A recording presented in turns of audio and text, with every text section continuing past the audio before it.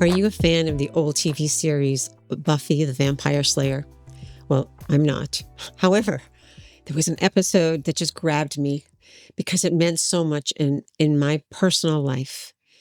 And that was the one, it was season 3, episode 19, called Earshot. I had to look it up. And in that episode, Buffy, the Vampire Slayer, going to some shishi public high school in California, is gifted with hearing the thoughts of other people, just hearing all their streaming. And she walks through the cafeteria, certain that people are going to be thinking about her. They'll be commenting in their mind about how she walks, what she's wearing, what she did for the weekend with them, whatever. She was sure that everybody was thinking about her. But to her surprise, she found out they were thinking about themselves, not about her. And she listened to all their conversation. Oh, my hair's too short. He's not looking at me the right way. I didn't do really well on that exam. I'm going to be in real trouble, et cetera, et cetera. That's what they were doing. They were thinking about themselves. And it was so true. Just so true. It made me consider why I limit myself in the assumption, because of the assumptions I have of other people's thoughts. And also, it's extremely isolating, right? It's not about connections. It's all about what's happening inside of me. We had a pandemic 6 years ago, started 6 years ago. It stopped the world for many of us. Our kind of go world of what more can I do? Uh, um, what more can I fit in? How do I make the best of that or be the best of that? And that all went away all of a sudden.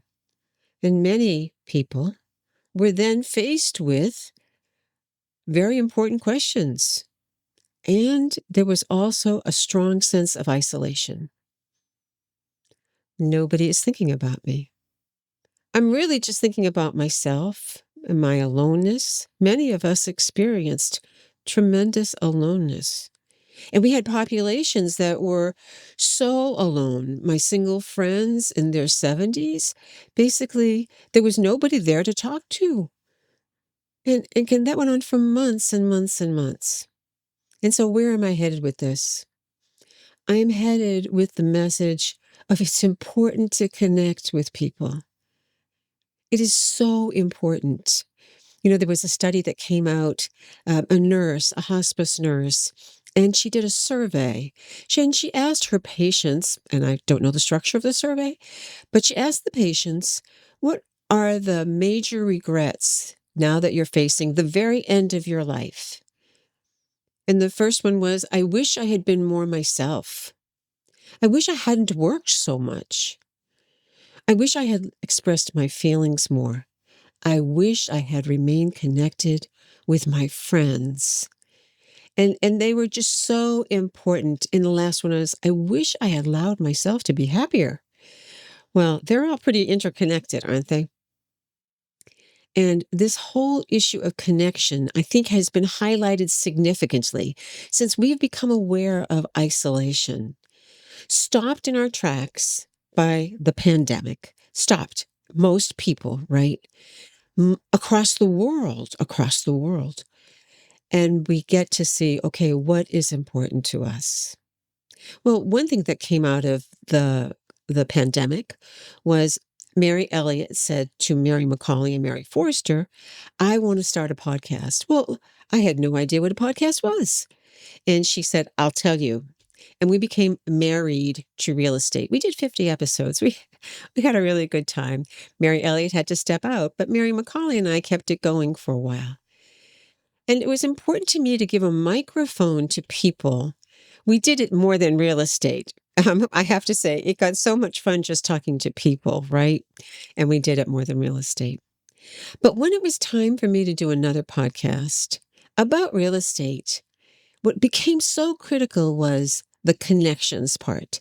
Because I learned when I started a business with the help of a coaching service out of California, the Buffini coaching service, that it is my connections already that is the source of my prosperity.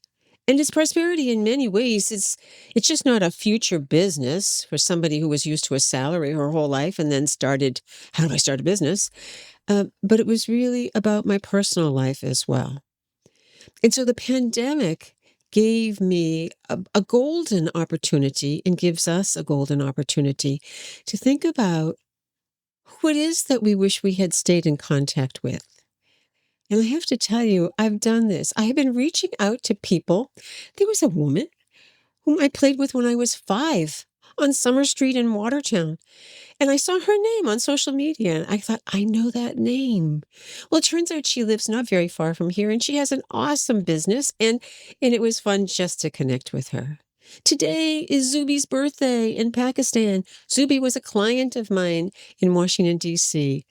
10 years ago since I visited Pakistan, but today is Zubi's birthday. So it's important to reach out. And it's not just the people from long ago, it's the people from today. Remembering to call my aunt. Remembering to call former clients or current clients. Remember to call guests on the podcast.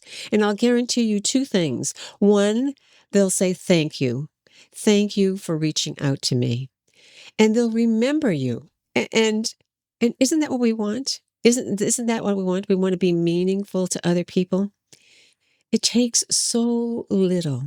Real Estate Connections podcast, where relationships open doors. Relationships, whether they're professional relationships, Gabe Whitmer out in Kentucky or Tennessee, or it could be a former client or anybody, anybody who comes to your mind and says, I want to talk with that person.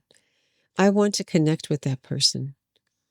So in business, what I learned was my gold mine for my business is in my backyard. And I was trained to make calls. It was not easy. I was trained and assisted to write personal notes. Write a personal note, something in the mailbox other than some kind of advertisement. Something that says, this person took 10 minutes to write a note and remembered something and thanked me for something I did 30 years ago. That is important. That's what's valuable.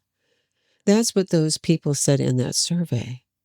I wish I had stayed connected more with my friends. So I leave this with you today. Personally, professionally, in your community, reach out to somebody today, maybe one person a day. I'm thinking of you. You came to my mind, and I know you're going to be spreading joy 95% of that time. Enjoy your summer and stay connected. Thank you so much for joining us today, and I hope you found this conversation useful to you and your real estate goals. You'll find the contact information for our guests and any links they recommend you have in the show notes. And should we be able to help you identify some strong real estate professionals in your area, drop us a note at info@realestateconnectionspodcast.com. Thanks again, and bye for now.